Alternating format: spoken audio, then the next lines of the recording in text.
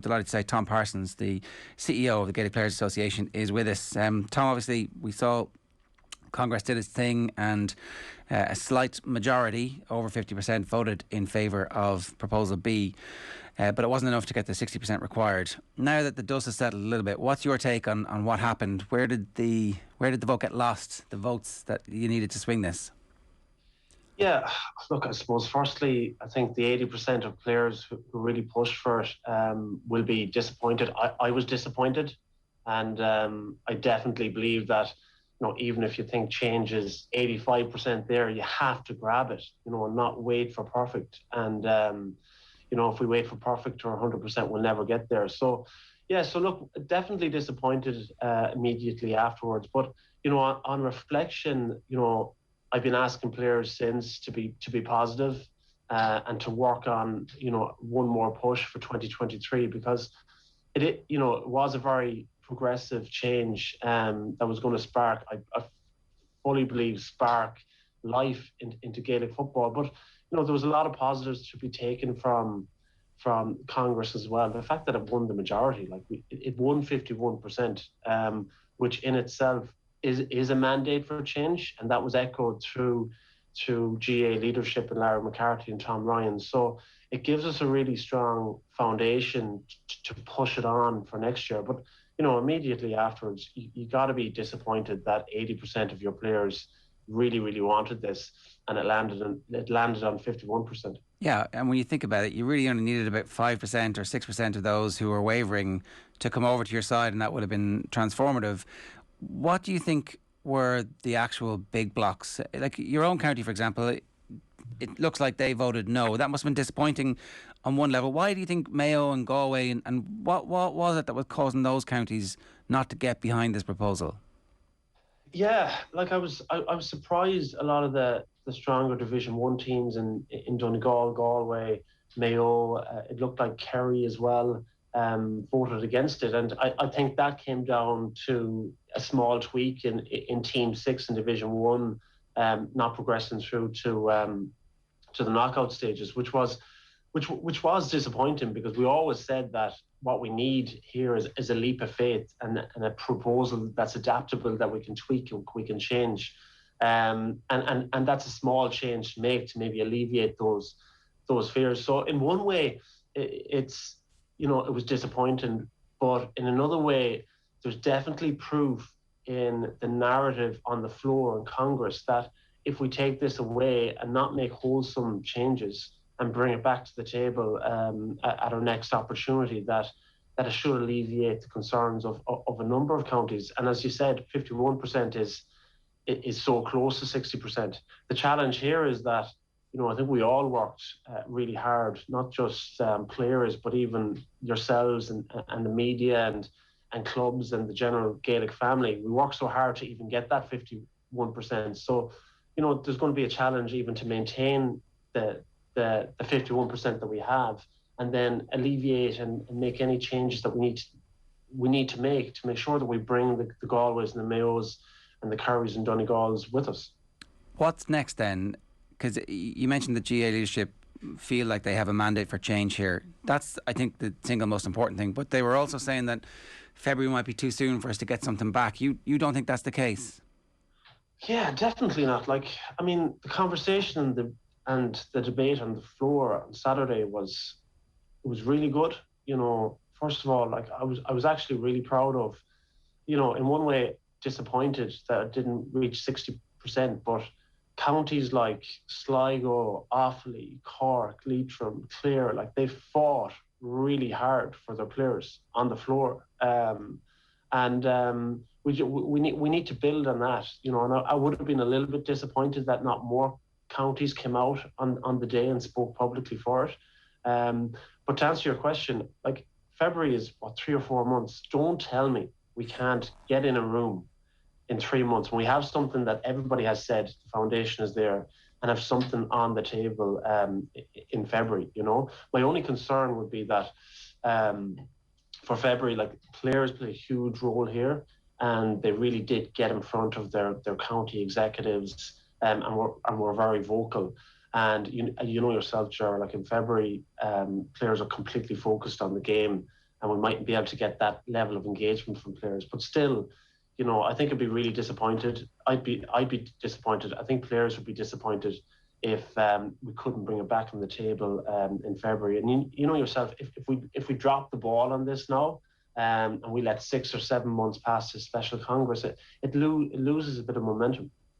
How does that work then, Tom, in terms of moulding the exact proposal that goes on the Clár in February? Is there another task force that gets set up, or is it a moulding of the one that we saw on the floor on Saturday?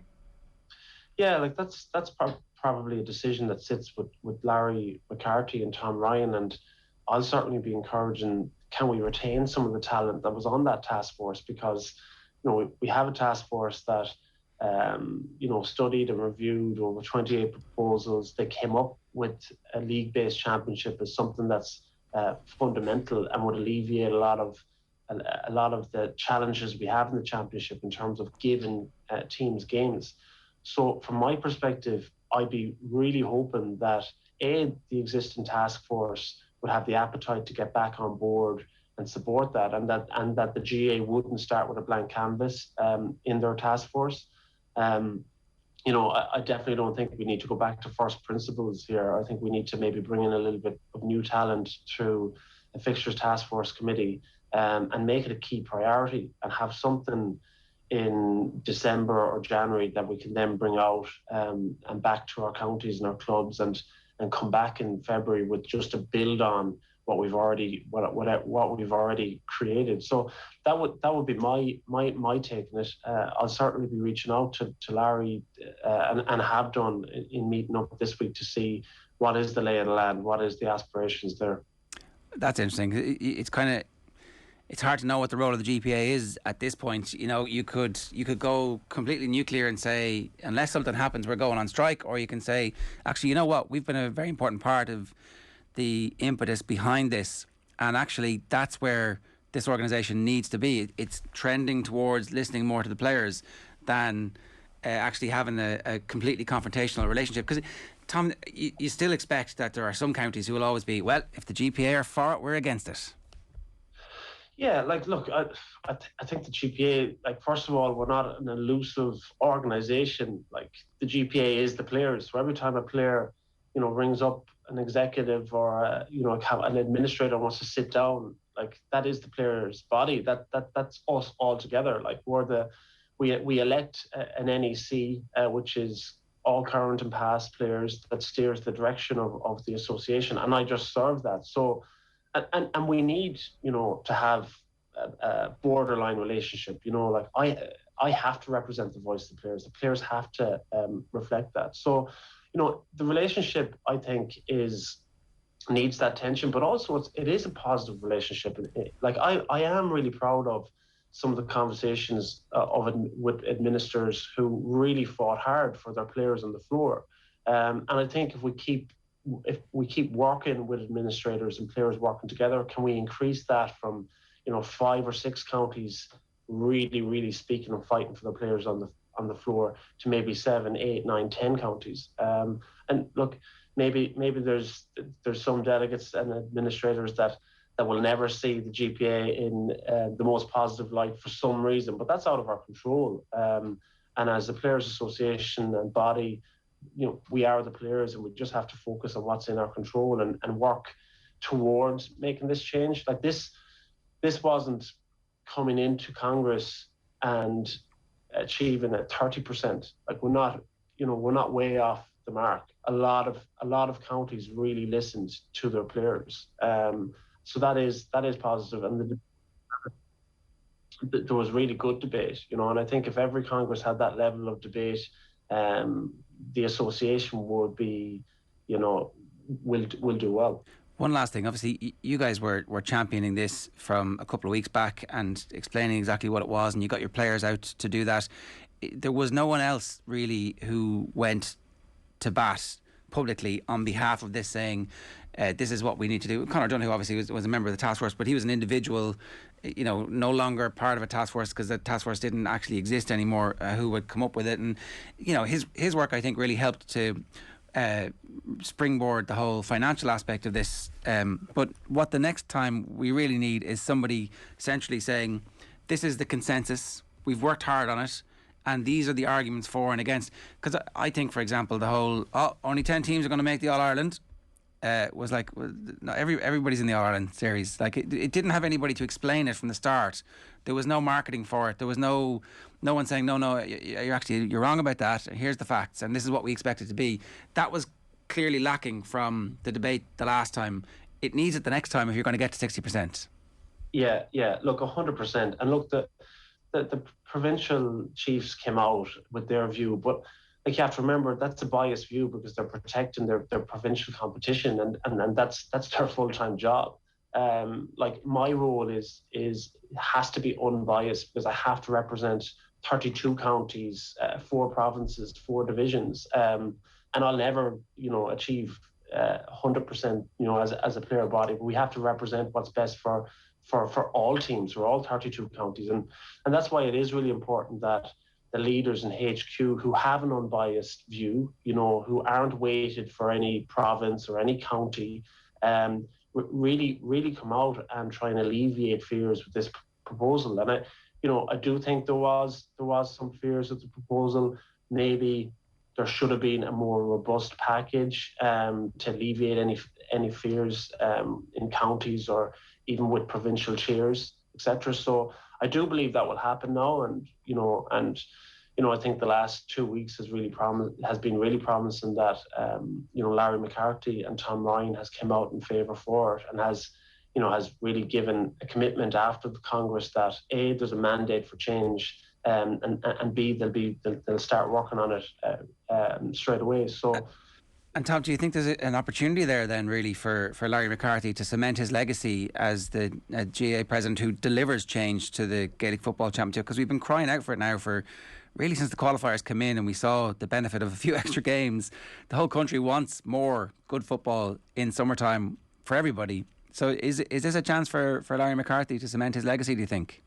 Yeah, I don't want to call out anybody's legacy, and I don't think it's about that. And I think it's the greater good here, and it's just a really, really important piece of work that is so important, not just to players, but also supporters who invest an awful lot, and our Gaelic family who invest an awful lot of time into the game. And this is really important for the association, and it's not an inter-county thing, because if our games at an inter-county level aren't thriving in the Leitrim's or Sligos or Offaly's or or Wicklow's, like, we're not going to thrive at club level.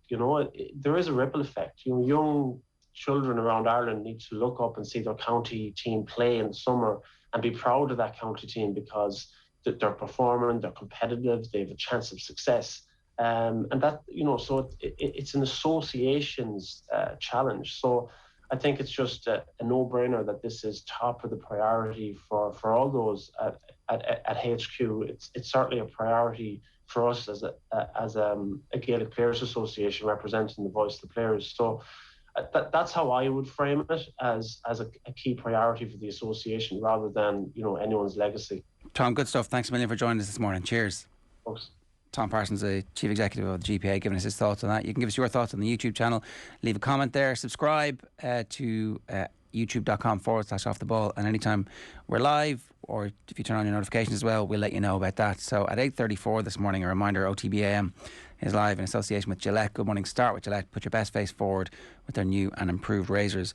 We'll see where that goes. We're obviously going to keep fostering the debate around this, because we do think that the opportunity to strike while the iron is hot, to get people in a room, is relatively straightforward. You just ask people for their opinions.